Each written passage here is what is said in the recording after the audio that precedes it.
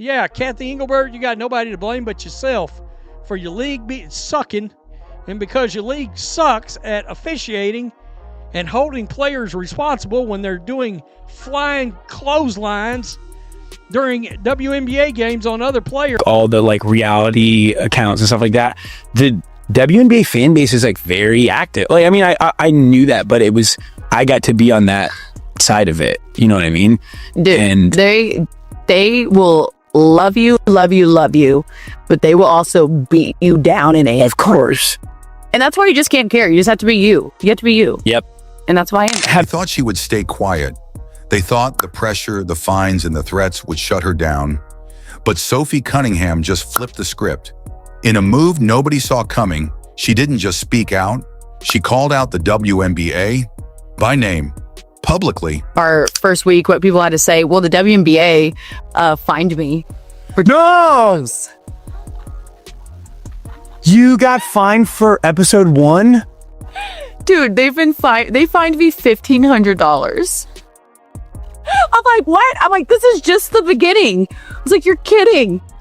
Oh, wait. I woke up to bitches who was praying on my downfall. Whoever they was praying to ain't listen to them at all. And the internet is losing its mind. This isn't just another sports drama. This might be the moment that changes everything for women's basketball. Just days ago, whispers were already circling. Rumors about tension inside the league, disagreements between players and top officials, and a growing list of topics players were strongly encouraged not to talk about. But Sophie, she's never been one to stay silent. And when the WNBA reportedly tried to put her in check, well, that's when she went nuclear. Multiple sources claim Sophie was contacted directly by league representatives, told to tone it down after comments she made about unfair scheduling, officiating, and what she called a double standard for star treatment. One insider even said, quote, they wanted her to delete tweets, skip interviews, and keep her thoughts to herself. Sounds harmless? Not to Sophie. She allegedly fired back with one sentence, "You don't own my voice," and that's where everything exploded. Instead of staying quiet, Sophie went live, yes, live, to her thousands of followers. In less than 3 minutes, she laid out exactly what she felt was wrong with the league.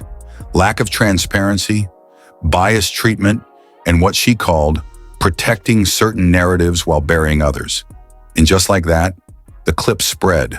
First it was her fans, then WNBA diehards, then ESPN. And suddenly her name was trending on Twitter, Instagram, and TikTok at the same time.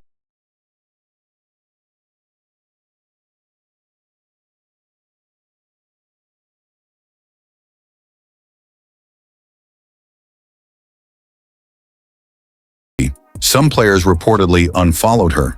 Others, they sent private messages saying, "We're with you." The division was clear, but then came the public endorsements. Big names like former players, analysts, and even a couple of NBA stars started chiming in. One even tweeted, "Courage costs."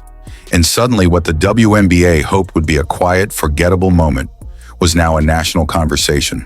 NFL on officiating, you know what you might ought to do? Sit down in the corner and shut the bleep up. And maybe you ought not be fining your players over it, because your officiating is dog shit. I mean, it's bad. It's real bad. Sophie Cunningham has come out on her podcast today and talked about the fact that they nailed her again. Level. Why do you think the referees don't protect her more? I think that's a great question. And I think the one key that, the 17% of flagrant fouls that she receives versus others, that's just based on calls that have actually been, that the referees actually call. The biggest problem here is that they don't call a lot of these fouls that are committed against her. Rebecca Lobo, an analyst and former player, has pointed that out. And so if there's an actual audit of the past season of all the missed calls, I actually think the disparity would be much greater. Yeah, it's cool. It's funny what kind of people are attracted to. I'm just trying to keep the main thing. The main thing is that's basketball, trying to win games, sticking up for my teammates. And that's all part of it. I think all that stuff it's fun and whatnot, but at the end of the day, we need to win some basketball games. As if things weren't dramatic enough, boom, screenshots started appearing online. An alleged internal WNBA email, dated just before Sophie's livestream, showing directives to avoid certain player controversies and to monitor public statements. Was it real? Was it fake? Nobody could say for sure, but the timing was suspicious. By now, Sophie had two choices: step back or go all in. Guess what she chose? Yeah, you already know. She doubled down, posted more, named names, and even hinted that if things didn't change, she might consider taking her talents overseas, where star players are already getting million-dollar offers. And let me tell you, when that clip dropped, agents, journalists, and fans all went wild. Highlights our league, and so you're seeing everything that's always been there. So to me, it's no different. Like, we've always, playing in Phoenix, when you have Diana Taurasi and Brittany Griner, our stadiums were always completely packed because of them. And so now you come here, which is like times a million. But like for me, this is really nothing new. But I mean, I just was looking at the comments and just a zillion dudes arguing about if Caitlin Clark's the face of the league or who. That felt like refreshing, I guess. This is where the story went from controversial to historic. Just hours after her live stream, reports started surfacing. Sophie had been contacted by European teams, big money deals. One insider even claimed one offer was north of $1.2 million per season. And here's the kicker. She didn't deny it. She just posted a cryptic photo of her passport and a basketball emoji. That single post, 500,000 likes in under 24 hours. The league finally broke its silence, releasing a short statement about mutual respect and open dialogue. But if they thought that would cool things off, it didn't.